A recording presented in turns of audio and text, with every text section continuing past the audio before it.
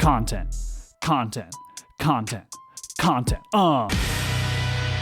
Hey friends, Orf here, and what the hell was that year we just had? But you know what?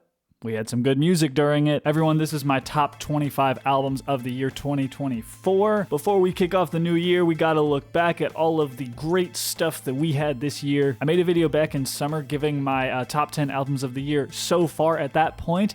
Some things have been shifted around a little bit since then, and we've had a lot of new releases since then as well, so let's get right into it. Starting off with number 25, we have Collapse List by Novo, Amor, an album from an artist that I have listened to in the past. Right now, I think this is his best work so far. Of course, it is quite emotionally charged, but it's really a standout in the indie community this year. The production is very lush and very textured, with layers of soft, melodic instrumentation that create a sense of space and introspection, but everything blends just so well with his very delicate, dreamlike vocals. This is one of those instances where I've known the artist really only for the singles in the past, but this is the first time that I'm really looking at them as having created a really fully complete record. So yeah, a pat on the back for this one. That's why it's at number 25. Moving on to number 24, we have Bando, Stone in the New World by Childish Gambino. Gotta be honest, haven't seen the movie, but the album by itself is a really satisfying blend of funk and soul and rap and electronic elements. I think it is innovative and versatile, yet also cohesive. It's got sharp rhythms and really nice instrumentation in a lot of cases, and the lyrical content is exploring multiple themes here. It's not only for the movie and nothing else. I will admit it's a little odd that this is kind of his final album, considering that this is kind of a departure from his more upbeat work, but I think this album does showcase his artistic growth in a way, and a bit haunting in some cases. It's a pretty fun trip. I definitely recommend it. Moving on to 23, we have Lil Yachty and James Blake with Bad Cameo. I feel similar towards this record as I do toward Lil Yachty's Let's Start Here from last year, in that it is a very successful departure from the artist's usual sound. However, in this case, it's kind of that way for both of the collaborators here. I think this collaboration made this album's sound very accessible, very pleasing to the ears. A bit slow at some points, but of course that's on purpose here. It does create a very unique sonic landscape, I should say. It definitely thrives on its genre-blurring sound and shows how these two artists' different styles can come together to create something really unexpected and fresh. A very ethereal, soulful, and experimental production. I'm going to be listening to this into 2025. Moving on to 22, we have Delta Sleep with Blue Garden, a group that has been known to mix math rock and indie influences. There's nothing really different in that aspect going on here. Of course, we have intricate guitar work. Of course, we have ethereal melodies. Of course, it creates an immersive listening experience, but the difference this time around is there's a sense of yearning and reflection in this record. They're exploring some themes of self-discovery and the passage of time, and the production on this one is pristine. While I feel like previous records from this group have had maybe a bit more variety from song to song, this one does kind of stand as the most consistent and cohesive record that Delta Sleep has made so far. Can't complain with Blue Garden. Moving on, we have number 21 with Bring Me the Horizon's new record, Post-Human Next Gen. A ferocious album that blends metalcore, electronic, and industrial influences. It is packed with heavy riffs, pulsing synths, and anthemic choruses, creating an apocalyptic atmosphere that matches the themes of technological fear and societal collapse. And I said in my original review that if you're going to mix metal with that kind of AI electronic post-apocalyptic theme, this is the way to do it. Bring Me the Horizon's ability as of late to blend aggression with melody makes this album a thrilling listen. Indeed, a stark commentary on where humanity might be heading in the future. It is relentless, both sonically and thematically. Moving on to number 20, we have ericdoa with Dead on Arrival. And let me be clear here, ericdoa did release another record later this year. It is the product of his nearly 2-week-long live stream. Yes, he metaphorically locked himself in a studio for 2 weeks and claimed that he would not leave until the project was done. And that project comes in the name of Why Suffer for Us. And honestly, I think that is even a little bit better than the album that I did put on this list. But it's not an album, it's an EP. So I gotta stick to the rules, I guess. If that were on here, I would probably put it a smidge higher but Dead on Arrival was still a very pleasing listen. ericdoa has kind of been leading the charge in the world of hyperpop and emo rap for a few years now, and it's no different on this one. It has infectious hooks and awesome production. It is exploring the struggles of youth, of mental health, and navigating the pressures of life in the digital age. It is glitchy, it is energetic, and often unpredictable. I think it is a step above the rest in ericdoa's discography. I think he's sort of finally washed away those early career gripes on this record. You definitely don't want to ignore this one this year. ericdoa at number 20. Moving on, 19, we got beabadoobee with This Is How Tomorrow Moves. A fantastic blend of dreamy indie pop with 90s alt-rock influences, catchy hooks, fantastic melodies, but beabadoobee definitely taps into the sounds of the past while adding her own distinctive modern twist. There's a little bit of everything on this record. In general, though, it tends to be introspective and anthemic with a perfect balance of melancholy and optimism. Instrumentally, it is very warm and inviting, and I think it's a great example of beabadoobee positioning herself as one of the genre's brightest rising stars. If you want to hear my opinions more in detail, I listened to the whole album on this channel, so you can go listen to that if you want. Moving on at number 18, we have Lupe Fiasco with Samurai. Throughout the whole experience of listening to Samurai, I was getting major flashbacks of the Cheat Codes record, or even some tracks from the early 90s by like CL Smooth, for example. It's got a diverse range of musical influences, and it explores themes of inner conflict, societal expectations. I honestly cannot believe that in 2024, I'm talking about Lupe Fiasco as one of my top rappers of the year. It is vivid, it is narrative, it is thought-provoking. I really enjoyed listening to Samurai. Easily the best and most creative work in Fiasco's catalog. By far. Moving on at number 17, here's an album that I thought would be a little bit higher considering that it was meant to be a return to one of my favorite records of all time, Trench. I'm still happy to put this one at number 17. That's 21 Pilots with Clancy, an album where the narrative arc is centered around the character Clancy, who faces struggles with identity and isolation and mental health while trying to escape the fictional world of Dima. Fans already know what I'm talking about. It is something that the duo has long explored in previous albums, and this was meant to be the end of that narrative, and I think they ended on quite a solid note. While rough around some edges and not fully able to reach the heights of Trench, it still resonates deeply with fans, and it showcases the band's evolution into a more reflective phase of their career. It features some of 21 Pilots' catchiest songs to date, and I am very happy that Scaled and Icy was not a sign of things to come in the future. I'm happy with this one at 17, but moving on to number 16, we have Billie Eilish with Hit Me Hard and Soft, a genre-defying record that explores the complexities of relationships, fame, and self-identity through her unique lens. I was a little hard on Billie Eilish in my video on Apple Music's top 100 albums of all time, but to be clear, I still absolutely love When We All Fall Asleep, Where Do We Go? I was just a little confused that it was that high on Apple Music's ranking, especially since Hit Me Hard and Soft, to me,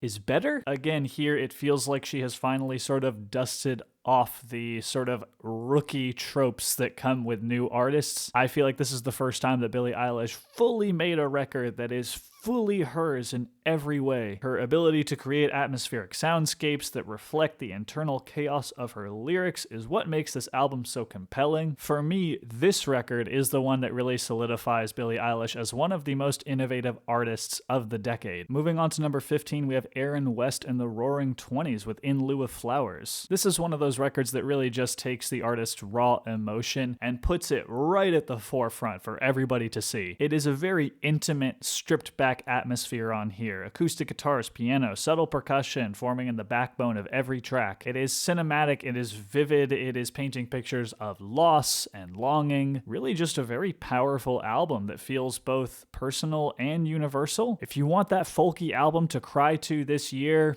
this is going to be your record. Moving on to number 14, we have Beyonce with Cowboy Carter. Really just a bold experimental album that left a lot of Beyonce fans sort of questioning, why did it take you so long to make this? It feels like Beyonce has an ability to create such a natural blend of country and R&B and pop. I don't think it quite meets the ranks of Renaissance, honestly, but Beyonce's commanding vocals and songwriting skills, modern production as well, keeps this sound firmly rooted in her signature style. I mean, the blend is so effortless, and it is delving into some more personal territory as well. I honestly don't think it could have gone any better when considering how she is very much staying true to her powerful voice and sense of identity, but creating something totally fresh that should be on all the country radio stations and charts, right? Right? That's what I thought. Moving on to number 13, we have HYUKOH and Sunset Rollercoaster with AAA is the name of it. And it is a beautifully crafted indie record that blends atmospheric rock, dream pop, and soul influences. HYUKOH is a band that I've been listening to for a while now. The collaboration between these two groups creates a really dreamy and nostalgic sound that draws from both Western and Eastern influences. The instrumentation is so unbelievably lush and smooth on here. The songwriting is so incredibly creative. It is captivating and emotionally resonant, and I think it will appeal to listeners who really enjoy music that feels both timeless and fresh simultaneously. This really is one of those records this year that needs to be listened to from front to back. Don't just jump in on this baby on shuffle. Listen to it from the first track to the last. And I should say the same thing about number 12 on here. That's Nick Cave and the Bad Seeds with Wild God. Truly a gut-wrenching and heartbreaking record, or should I say heart-stopping, because Nick Cave here has proven that he is able to take some of the most shocking and depressing events that can occur in life and mold it into a joyous celebration of the fact that for one to go through so much anguish, they must have had some amazing aspects of their life in the first place. Wild God is a fantastic and grandiose production that serves as proof that Nick Cave, as an artist that's been making waves for so long, sure as hell isn't going anywhere anytime soon. Again, not an album for every occasion, an album that you want to listen to from front to back, but boy is it gonna make you feel. Here we are at number 11, the best record outside of the top 10. I gotta give it to Logic with Ultra 85, an artist that I have not really been a huge fan of in the past, but that changed with this record. I love the way of storytelling here. I love the creative freedom that Logic is embracing. I love the experimentation with different sounds while maintaining his signature wordplay and introspective storytelling, and I just really enjoy how therapeutic it is for the artist himself, taking us through all of these struggles in his life, which I know is something that he has done on previous records, but this time I think it feels a bit more honest than it ever has, delving into themes of perseverance, self-worth, and the pressures of fame for sure. It feels like a very liberating release for Logic, making it his most compelling and multifaceted work to date. Very new, very bold. I was very pleasantly surprised with Ultra 85, and it's that special time we are moving into the top 10. And at number 10, we have Vince Staples with Dark Times. Definitely the most meaningful record that Vince Staples has probably ever put out, and I love the fact that the whole thing is presented with a basis of a more retro-sounding percussion and synth, yet it's all packaged in a very ominous and ambient box. Throughout this one, much like Ultra 85, Staples is reflecting on his own personal struggles and fame and the state of the world, but I really think it is the haunting minimal production that truly elevates this record. I think it's showcasing him at his most vulnerable. It is a different side of the rapper that is rarely seen in his previous work. It feels like a meditation on the isolation that comes with fame, and it's a very deeply personal journey filled with moments of quiet defiance. Definitely one of the top hip-hop albums of the year. I gotta give it to Vince. Moving on to number 9 though, we have Geordie Greep. I actually don't even know. With the new sound. This is where I gotta give some credit to albumoftheyear.org, because if it weren't for their very current list of new releases across all genres and niches, I would not have known that this record even existed. But being intrigued just by the album cover, I discovered that Geordie Greep is actually a member of Black Midi, and yeah, on this I can definitely tell. It is so creative, it is such a beautiful mess that I just have to keep coming back to it. The title on this one is very fitting because every track on here has such a well-executed blend of genres and styles that just feels like something very novel and entertaining. It is an over-the-top adventure by someone who truly must have a deep appreciation for many different styles of music. It is experimental, it is exhilarating, and I cannot get enough of it. Continuing that kind of mathy sound into number 8, we have Toe with Now I See the Light. Man, I just hope this group never stops making music, because with this amazing new addition to their catalog, my very high expectations for this group were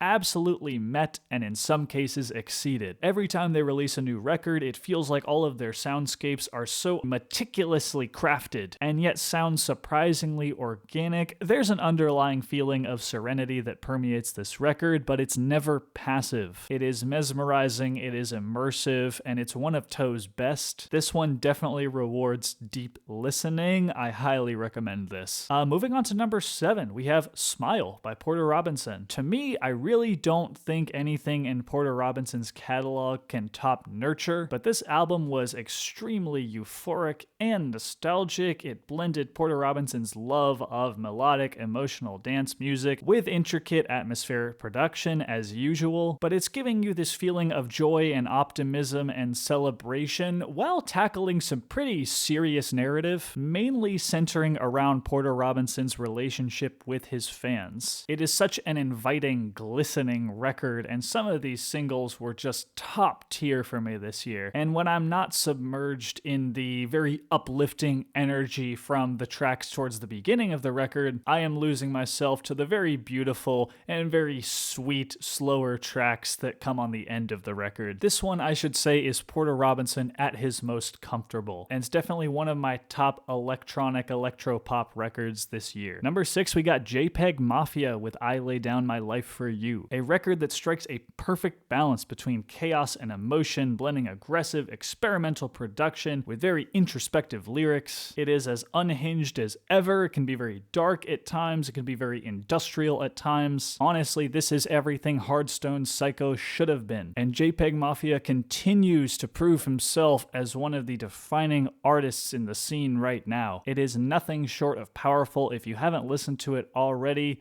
what are you doing? Go do that right now. Moving on to number 5, it is Quadeca with Scrapyard. Once again, Quadeca has so effortlessly made me feel like I am being serenaded by a ghostly apparition or a figment of my imagination. Quadeca is really good at blending eerie, atmospheric production with deeply personal lyrics. There's definitely nothing different going on here, but it definitely says a lot when a lot of people seem to consider this Quadeca's new best album, despite it being B-sides, I guess, scraps, you could say. He is reflecting on everything from personal fears to death to fleeting time. It is definitely one of the most original releases of the year, and I can't get enough of it. Moving on to number 4, we have Knocked Loose with You Won't Go Before You're Supposed To. Even though I have considered myself a member of the metal and hardcore and metalcore and emo and pop punk scene for a very long time at this point, I never listened to that much Knocked Loose until now, because this album blew me away. It is such an explosive, face-melting, ass-kicking record that is also very deep lyrically, easily the metal record of the year, and it's not even close. And need I mention the snare? There's a palpable sense of urgency throughout this record, as if the band is delivering a message that cannot be ignored, and it shouldn't be ignored. Definitely showcases the band's evolution from brutal hardcore newcomers to one of the genre's most exciting forces. Incredibly honest, incredibly heavy,